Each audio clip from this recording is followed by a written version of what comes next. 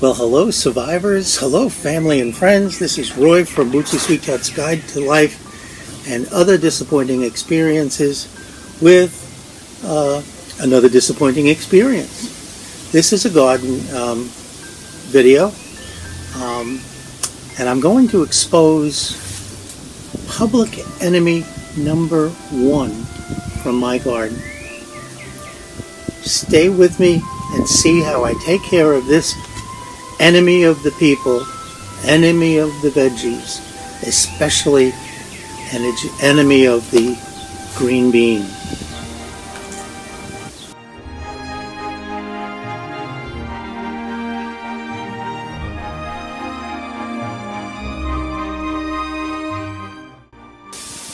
So in a previous video I showed you how we were getting the garden ready. I can't seem to find the lens, so I'm not sure where I'm looking.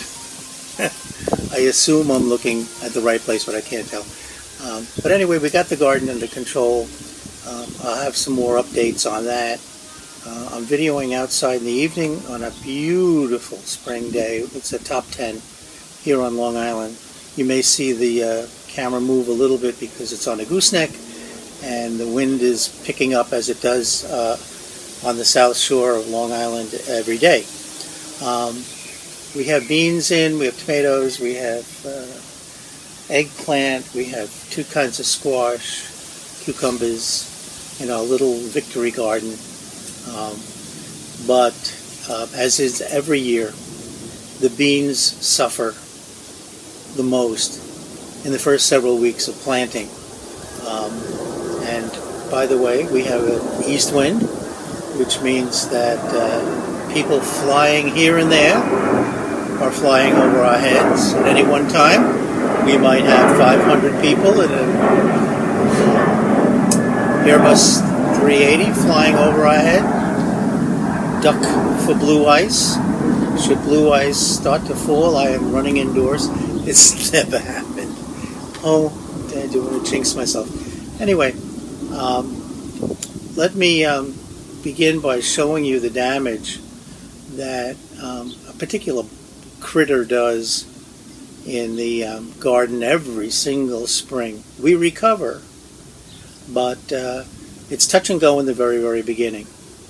And of course, the public enemy number one, the slug.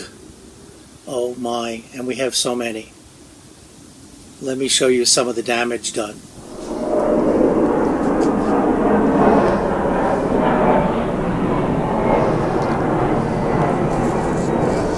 So here, wait 1 minute, excuse me. There it goes, Delta. This is the problem. This is a bean leaf, decimated. This, believe it or not, this was a big eggplant leaf. And this happens in just a matter of days. And when you see the size of the critter that eats them, you'll wonder how they manage to digest all this leafy goodness in the time it takes them.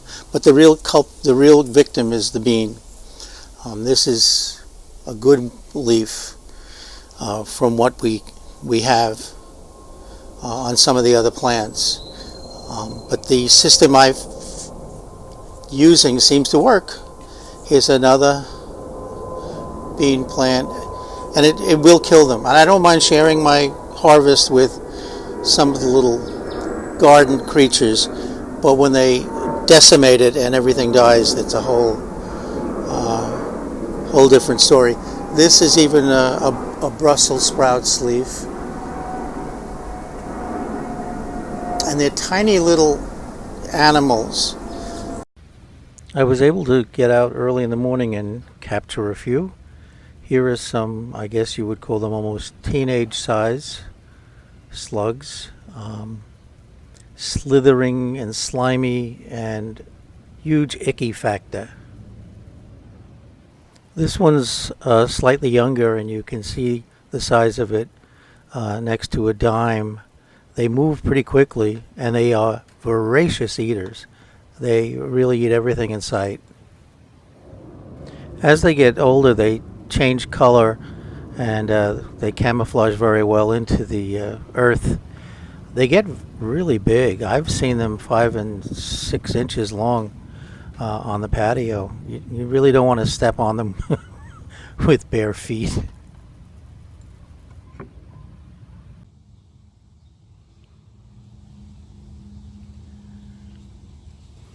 So if I can get out early in the morning, I can catch the little buggers at their task, chewing and eating and chewing and eating. And this is sort of an infant stage, I would say. They're very, very tiny, tiny worms. Worm-like creatures when they're this young. And again, they spend the evening eating. You can go out with a flashlight and catch a few too.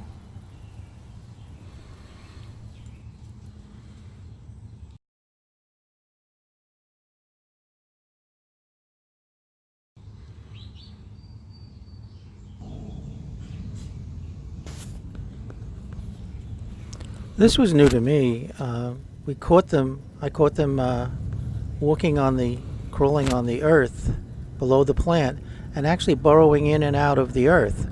I wasn't sure where they came from in the evening, but now I see them coming right out of the earth.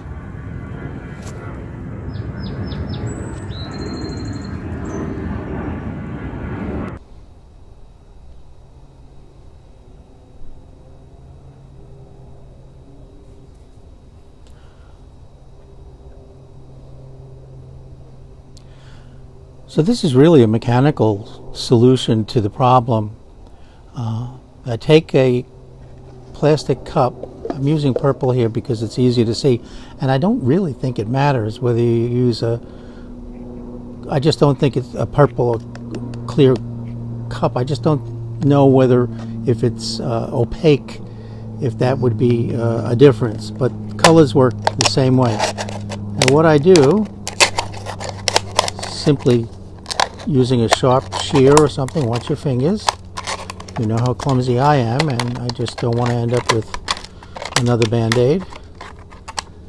And this becomes like the cone of shame that you put on the dog, the Elizabethan collar. And this goes over the plant. I'll show you in the video coming up, the next segment. I think the theory is that the slugs can't climb up the side of the container and get to the plant which is inside. I like the tall ones, but this year I'm trying, you see how it's not showing up as well? This year I'm trying these smaller cups, see how they work. And they are reusable. I do recycle when I end the season. You know, I don't want to use sprays if I can help it. I don't want to use any kind of insecticide. The eggshells on the ground don't seem to be working. And believe me, when you're tending the garden, you rake under the eggshells anyway, and the slugs get in regardless. So this turned out, for me, at least in our garden, to be the solution to keeping public enemy number 1 at bay.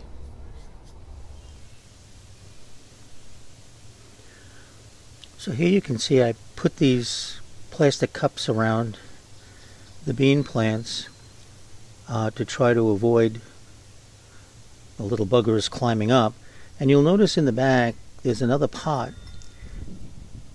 And these are really healthy beans. This is the way they should look. I made the assumption that the slugs couldn't get up that steep pot base, and that's why they were saved. So I tried a couple of other things.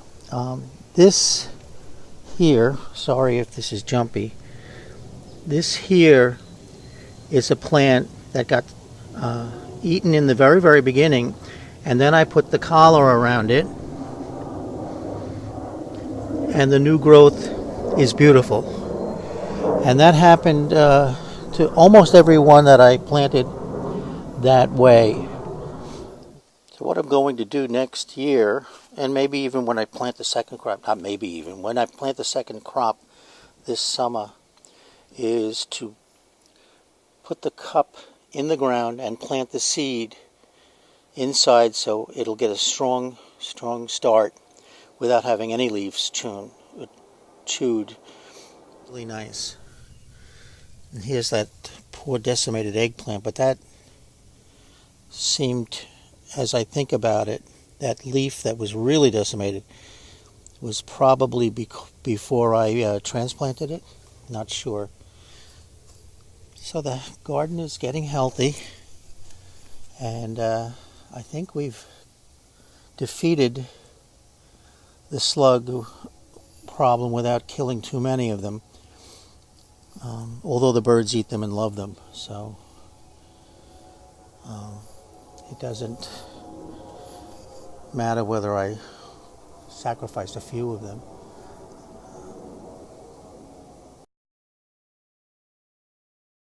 With the slug problem resolved, I'm hoping for a really long and bountiful gardening season, enjoying the bounty of our harvest.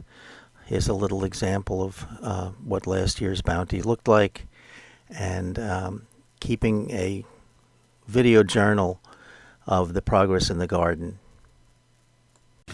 Well, fellow gardeners and fellow crafters who are supporting my channel, I hope you gained something from this video, if not some entertaining conversation. I love the outdoors. I love the garden. It is the place, this backyard is just a sanctuary, even with all the noise. As I said in one of the videos, we have airplanes. We have 5 days, 6 days, sometimes 7 days a week, landscapers on the block. We have a train not far away. I love the sound of the kids playing in the street, so that's not a bother, but it does get very, very noisy. I'll be interspersing all my crafting fun and videos with gardening videos and some cooking videos, some local Long Island travel destinations, and some of the everyday things that happen here on Long Island. I want to make this a channel of variety to help let you see what it's like living here, and how nice it is despite the fact that it's a busy suburban town not far from the borders of New York City. So if you know anyone who would enjoy this kind of a channel, please share with them. Let them know that I'm around, working hard. We old people have to keep ourselves busy.